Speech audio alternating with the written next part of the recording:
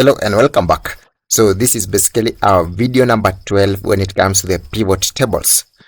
So in this point here, we had seen how we can use the slicer. So make sure you actually go through our video number 11 when it comes to the pivot tables so that you can actually understand how you can create a slicer and work around with it.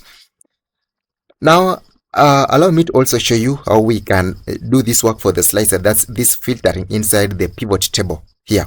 So we were actually doing our filtering based on the country.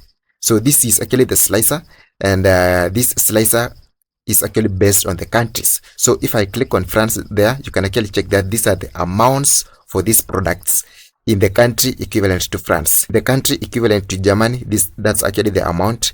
New Zealand, that's actually the amount. United Kingdom, that's actually the amount.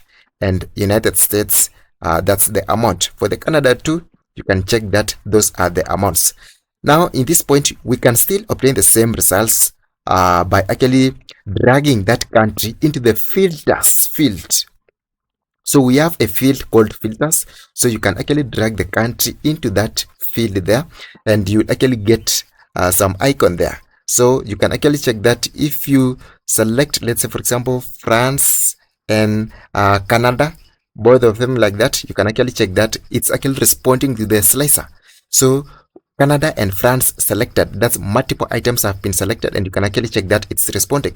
Now we can actually do that without this one here. So allow me to actually erase the slicer. So select it like that, hit delete on the keyboard, then you just click inside like that, it actually disappears. So let's say for example you want to select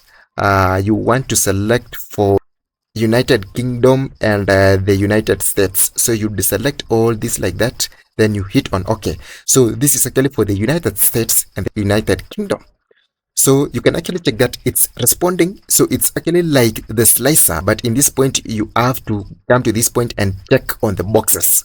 So this checking on the boxes is actually what the slicer avoids.